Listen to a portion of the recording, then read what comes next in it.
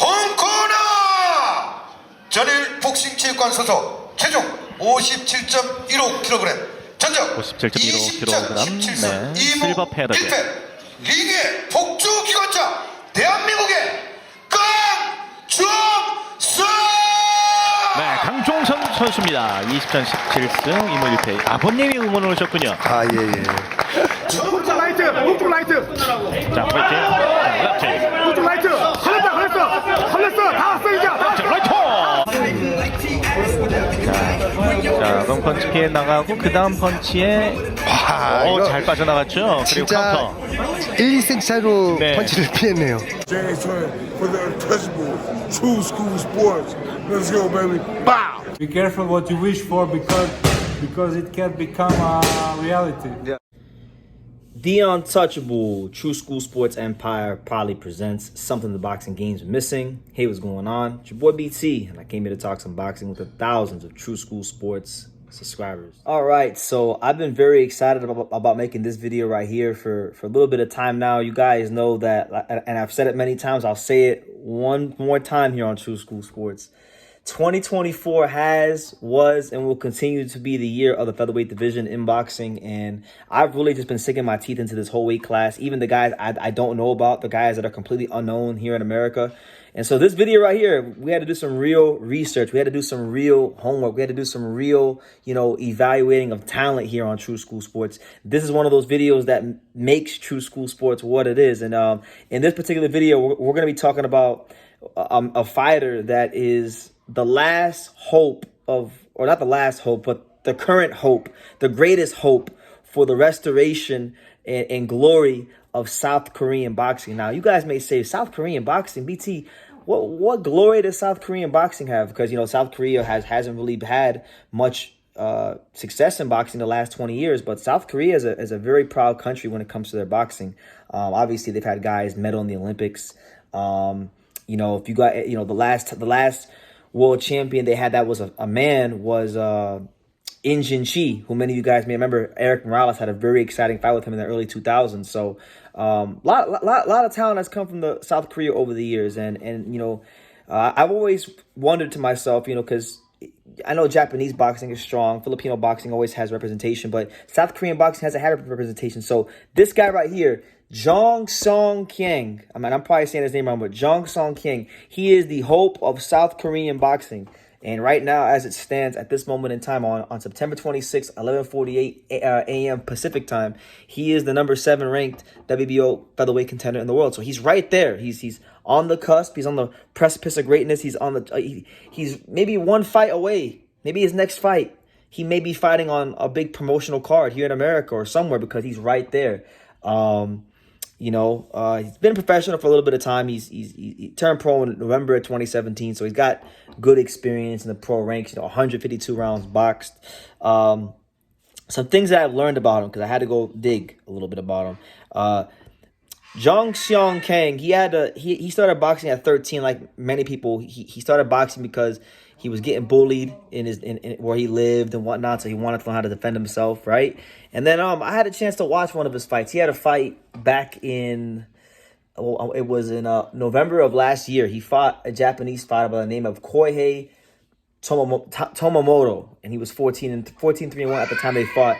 It was a fight for the OPBF title, and it was a really, really tough fight. It was one of those fights where he had to show some grit. He had to show, the ability to weather the storm, because this guy, Tomomoto, he was headbutting him. There were multiple times there were deliberate headbutts, clashes of heads, and he had to grind his way through those rounds. And one thing I noticed about Jong Seon Kang is basically he's got very smart feet. At times in the pocket, he does display some really good slickness. He's a really intelligent counter puncher, and he's got an educated jab, knows how to set up a right hand. I don't want to say he has a Japanese style, because the Japanese style is very rigid and disciplined and regimented. I think his style has a bit more creativity and just a free-flowing way about it. So he was really fun to watch. I really enjoyed watching this particular fight that he had with Koihei Tomomoto.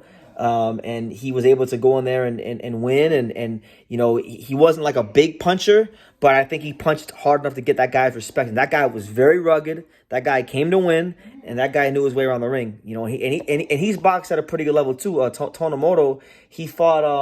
Some of you guys may remember if you watched the Inoue Fulton card. He fought the Japanese Olympian Satoshi Shimizu, who wound up losing to Robeisy Ramirez as the co-main event on Inoue Fulton. So he's been at a high. He's boxed some good guys at the highest levels of Japanese boxing. Tonomoto just never broke through on the world level, but Jong Seon Kang, he is on the world level. And you know, like if you just look at the guys he's fighting or the guys that he could fight in his next fight, like look, he's number 7, right? So if you look at just the guys above him, right? Arnold Kagai is there at 4. You got Louis Neri at 6, Tomoki Kameda at 5, Bruce Carrington at 2. Look, I'll be honest with you, I don't think he fights Robeisy. I don't think he fights Shusho. I don't think he fights Bowen. I think the only guy ranked above him that he could possibly fight would be like an Arnold K guy, because Top Rank does have K guy, and you know, they might want to try to get him a win, and you know, Jong Seon Kang hasn't boxed on that level yet, right? So that they may feel he could beat K guy could beat him, right? If not him, then you know, you got guys in and around him that I think will all make for really good fights. But I like him. I think. And I was just telling one of my friends this the other day. I was telling my friend, I was like, you know what? Featherweight division might be the most loaded weight class in boxing right now. And it's also equally the most culturally diverse weight class in boxing, because you got guys obviously from Mexico, from the USA, from the UK, from Uzbekistan, from now South Korea, from Argentina.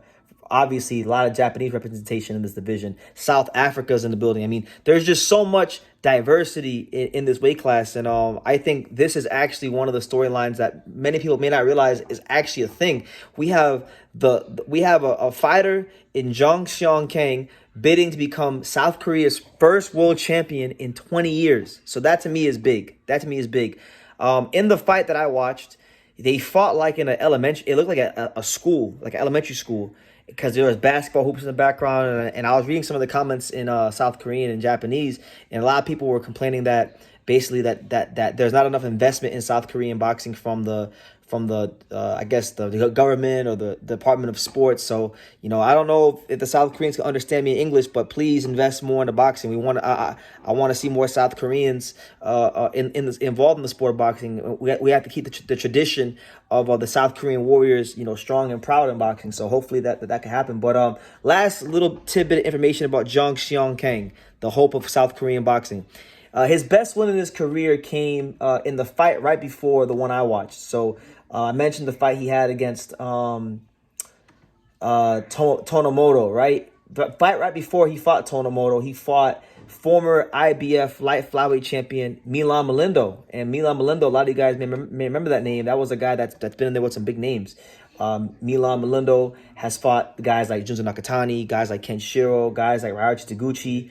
And Milan Malindo has wins over guys like Heki Butler and Akira Yagashi. And so for Jong Seon Kang to have him on the resume, 24 years old, is good for him. I'm sure it's a lot for his experience, and you know, just a really, really solid fighter. I don't know. I'm not gonna make any bold proclamations. I'm not gonna say he becomes champion, but he to me is gonna be a tough out for anybody in this weight class, because in the fight that I watched of his, I saw slickness, I saw IQ, I saw toughness, I saw grit. I saw all the things that make a fighter hard to beat, and so I'm looking forward to seeing how he gets moved, and if he can potentially, maybe fight for a world title in the next year, because I know we got Robeisy Ramirez versus Espinoza coming up soon.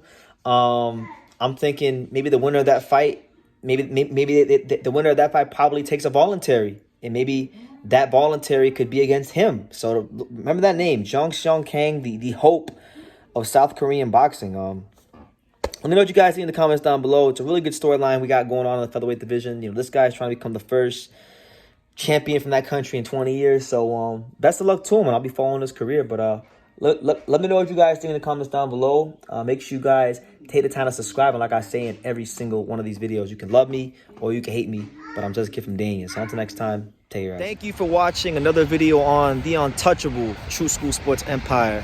I'm at the Boxing Hall of Fame out here in Canterfield, New York. And for more great boxing content just like this video, make sure you click and subscribe right over here.